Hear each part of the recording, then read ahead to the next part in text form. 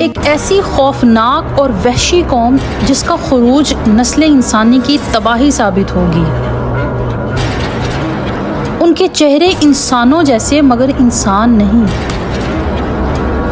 ان کی آنکھیں خون سے لال، ان کی بھوک سمندر کو سکھا دینے کی طاقت رکھتی ہے۔ اس قوم کی عورتیں جو ہزاروں بچوں کو جننے کی صلاحیت رکھتی ہیں، ان کی تعداد اتنی زیادہ ہے کہ وہ ایک انسان کے مقابلے میں سینکڑوں میں موجود ہیں۔ لیکن یہ کون ہیں اور کہاں قید ہیں؟ کیا یہ اس دنیا میں موجود ہیں یا کسی اور سیارے پر انہیں قید کیا گیا ہے؟ کیا حضرت ذوالقرنین کا سفر ایک خلائی سفر تھا؟ ہم آج اس ویڈیو میں یاجوج اور ماجوج کی اس قرآنی واقعے کو جدید سائنس اور فلکیات کی روشنی میں پیش کریں گے۔ لیکن اس سے پہلے اگر آپ نے چینل کو سبسکرائب نہیں کیا تو آپ اسلامک لینڈ کو سبسکرائب کر دیں۔ حضرت ذوالقرنین اللہ تعالیٰ کے ایک نیک بندے اور بادشاہ تھے جنہیں اللہ تعالیٰ نے دنیا کے بڑے حصے پر حکومت عطا کی تھی۔ قرآن مجید میں ذوالقرنین کے 3 سفروں کا حال بیان کیا گیا ہے۔ یہ سفر انتہائی عجیب اور عبرت خیز تھے۔ آپ کا پہلا سفر مغرب کی جانب تھا جس کا مقصد تھا آب حیات کی تلاش، لیکن آپ اس میں ناکام رہے۔ آپ نے دوسرا سفر مشرق کی طرف کیا جہاں سورج طلوع ہو رہا تھا۔ یہاں آپ نے ایک خانہ بدوش اور ایک غیر مہذب قوم کی مدد کی۔ تیسرا اور سب سے عجیب سفر آپ نے شمال کی جانب کیا۔ پھر ذوالقرنین ایک اور راستے سے آگے بڑھے۔ آپ 2 پہاڑوں کے درمیان ایک ایسی قوم کے پاس پہنچے جو باقی دوسری دنیا سے مختلف طریقے سے رہتی تھی۔ ایسی قوم رہتی تھی جن کی زبان میں بات چیت نہیں کر سکتے تھے وہ۔ انہوں نے اشاروں میں اور اپنے طریقے سے ذوالقرنین سے کہا، یاجوج اور ماجوج زمین میں بہت فساد مچاتے ہیں، کیا ہم آپ کو کچھ مال دیں تاکہ آپ ہمارے اور ان کے درمیان ایک رکاوٹ بنا دیں؟ ذوالقرنین نے جواب دیا، جو طاقت اور حکومت اللہ نے مجھے دی ہے وہ تمہارے مال سے بہتر ہے، لیکن تم اپنی طاقت سے میری مدد کرو، میں تمہارے اور ان کے درمیان ایک مضبوط دیوار بنا دوں گا۔ پھر انہوں نے ایک عظیم منصوبہ شروع کیا۔ 2 پہاڑوں کے درمیان خلا کو لوہے کے بڑے بڑے ٹکڑوں سے بھر دیا گیا۔ ان لوہے کے ٹکڑوں کو اس قدر اونچا رکھا گیا کہ یاجوج ماجوج ان پر نہیں چڑھ سکتے۔ پھر لوہے کو دہکایا گیا یہاں تک کہ وہ آگ کی طرح سرخ ہو گیا۔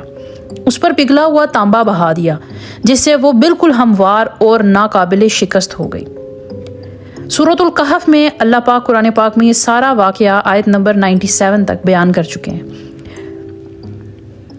ذوالقرنین نے کہا، یہ میرے رب کی رحمت ہے، لیکن جب میرے رب کا وعدہ آ جائے گا تو وہ اسے زمین کے برابر کر دے گا اور میرے رب کا وعدہ سچ ہے۔ نبی کریم صلی اللہ علیہ وآلہ وسلم نے فرمایا کہ ان کا فتنہ قیامت کی بڑی علامتوں میں سے ہے ایک جن کا ذکر قرآن پاک میں ہوا، اور جب یہ نکلیں گے تو دنیا کا کوئی کونا محفوظ نہیں رہے گا۔ سورۃ الانبیاء میں اللہ پاک نے ان کے نکلنے کا منظر یوں بیان فرمایا ہے، یہاں تک کہ جب یاجوج ماجوج کھول دیے جائیں گے اور وہ ہر بلندی سے تیزی سے اتر آئیں گے اور قیامت کا وعدہ قریب آ جائے گا۔ احادیث کے مطابق یاجوج ماجوج حضرت نوح علیہ السلام کی اولاد میں سے ہیں۔ وہ انسانوں میں سے ہیں لیکن ان کا کردار، عادات اور تباہی کی فطرت جانوروں سے بھی بدتر ہے۔ ان کی تعداد اتنی زیادہ ہے کہ وہ ہر ایک انسان کے مقابلے میں 1000 یاجوج ماجوج ہوں گے، یعنی ایک انسان کے مقابلے میں 1000 یاجوج ماجوج ہوں گے۔ نبی کریم صلی اللہ تعالیٰ علیہ وسلم نے فرمایا، یاجوج ماجوج ہر دن دیوار کو توڑنے کی کوشش کرتے ہیں۔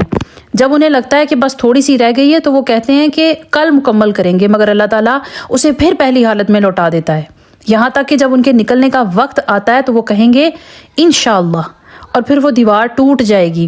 ان کے نکلتے ہی دنیا کا منظر بدل جائے گا، ہر طرف خون خرابہ ہوگا، دریا اور جھیلیں خشک ہونا شروع ہو جائیں گی، کھیتیاں اور جانور ختم ہو جائیں گے۔ احادیث میں آتا ہے کہ یہ اتنے زیادہ ہوں گے کہ جب ایک قافلہ کسی دریا پر گزرے گا تو پہلا آدمی اس کا سارا پانی پی جائے گا، اور جب آخری گزرے گا تو وہ کہے گا یہاں کبھی پانی ہوا کرتا تھا۔ یہ اپنے آپ کو دنیا کا مالک سمجھیں گے، آسمان کی طرف تیر چلا کر کہیں گے ہم نے تو آسمان والوں کو بھی مار دیا۔ اللہ تعالیٰ ان کے تیروں کو خون آلود لوٹا دیں گے، یہاں تک کہ ان کے غرور کی آزمائش ہوگی۔ اس وقت مسلمان حضرت عیسیٰ علیہ السلام کی قیادت میں ایک محفوظ جگہ پہاڑوں میں یا کسی مضبوط مقام پر پناہ لے لیں گے، کیونکہ یاجوج ماجوج سے کوئی مقابلہ نہیں کر سکتا۔ جب زمین فساد سے بھر جائے گی اور مومنین سخت پریشانی میں ہوں گے تو حضرت عیسیٰ علیہ السلام اور مسلمان اللہ تعالیٰ سے دعا کریں گے، پھر اللہ تعالیٰ ایک خاص کیڑے کو بھیجیں گے، یاجوج ماجوج کی گردنوں میں لگ جائے گا اور وہ ایک ہی رات میں سب کے سب مر جائیں گے، جیسے ایک جھٹکے میں ساری قوم ختم ہو جائے گی۔ ان کی لاشوں کی تعداد اتنی زیادہ ہوگی اور بدبو اتنی شدید ہوگی کہ زمین پر رہنا مشکل ہو جائے گا۔ پھر مسلمان اللہ تعالیٰ سے دعا کریں گے اور اللہ ایسی بارش برسائے گا جو زمین کو دھو کر بالکل صاف کر دے گی، اور ان کے جسم سمندروں یا ندیوں میں بہا دیے جائیں گے۔ یاجوج ماجوج کا اختتام ہمیں یہ یاد دلاتا ہے کہ دنیا کی سب سے بڑی طاقت بھی اللہ کے حکم کے سامنے کچھ بھی نہیں ہے۔ اللہ جب چاہے ایک قوم کو ایک ہی رات میں ختم کر سکتا ہے۔ اصل حفاظت ایمان اور اللہ کی رحمت میں ہے، نہ کہ طاقت اور تعداد میں۔ یاجوج ماجوج دنیا میں کہاں موجود ہیں؟ یہ سوال ایک بہت پراسرار اور بہت پرانا ہے، جس کا کوئی قطعاً جواب قرآن یا حدیث میں نہیں ملا۔ تاہم علماء کرام اور مفسرین نے مختلف اندازے لگائے ہیں۔ قرآن پاک کی روشنی میں قرآن میں صرف یہ بتایا گیا ہے کہ حضرت ذوالقرنین نے یاجوج ماجوج کو 2 پہاڑوں کے درمیان ایک مضبوط دیوار کے پیچھے بند کیا تھا، لیکن اس دیوار یا پہاڑ کی جگہ کا ذکر نہیں ہے۔ بعض مفسرین جیسے امام قرطبی اور ابن کثیر کے مطابق یہ علاقہ وسطی ایشیا کے پہاڑی خطوں میں ہو سکتا ہے۔ کچھ نے کہا کہ یہ دیواریں قفقاز کے پہاڑوں کے درمیان ہیں جو آج روس اور جارجیا کے درمیان واقع ہے، جہاں قدیم لوہے کی ایک دیوار کے آثار ملتے ہیں۔ بعض لوگ اسے عظیم دیوار چین سے بھی جوڑتے ہیں، لیکن علماء کے نزدیک یہ درست نہیں ہے، کیونکہ قرآن میں بیان کردہ دیوار خاص اور پوشیدہ تھی اور عظیم دیوار چین سے بہت مختلف۔ نبی کریم صلی اللہ علیہ وآلہ وسلم نے فرمایا یاجوج ماجوج زمین کے ایک ایسے حصے میں بند ہیں جہاں سے وہ قیامت کے قریب نکلیں گے۔ ان کا مقام عام انسانوں سے پوشیدہ ہے اور وہ روزانہ دیوار توڑنے کی کوشش کرتے ہیں، لیکن اللہ تعالیٰ اسے دوبارہ ٹھیک کر دیتا ہے۔